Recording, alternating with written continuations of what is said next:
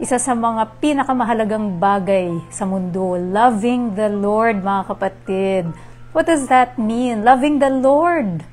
Yan ang first and greatest commandment sa lahat. Love the Lord your God with all your heart and with all your soul and with all your mind. Ibig sabihin yan, hindi lang yan sa salita, hindi lang yan sa dami mong alam sa Biblia, na-memorize mo na lahat, pero hindi naman nahahalata sa buhay mo. Right? So, yun yung pagkakaiba nung mga mahilig lang sa doktrina, mahilig lang sa kaalaman, and dun sa mga talagang totoong nagmamahal sa Panginoon. So, when we say loving the Lord, it means giving your all. Dapat halata. Para din yan naglo-low carb eh. Sabi mo low carber ka, tapos dami mong sakit.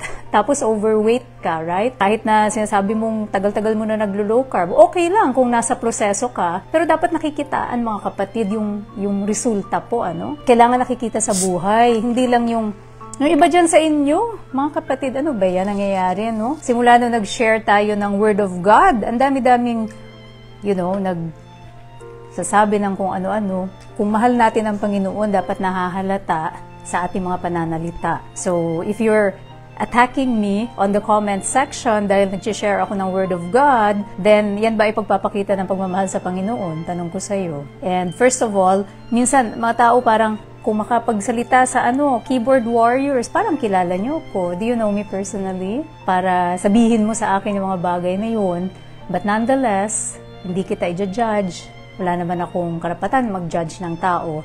And nonetheless, I will, not be angry sa'yo kasi unang-una, hindi naman yan ang utos ng Panginoon. Yun nga, if you truly love the Lord, dapat nagmamanifest sa buhay mo. Gusto ko lang yan i-share sa inyo kasi ang action kasi talaga dapat speaks louder than words, mga kapatid.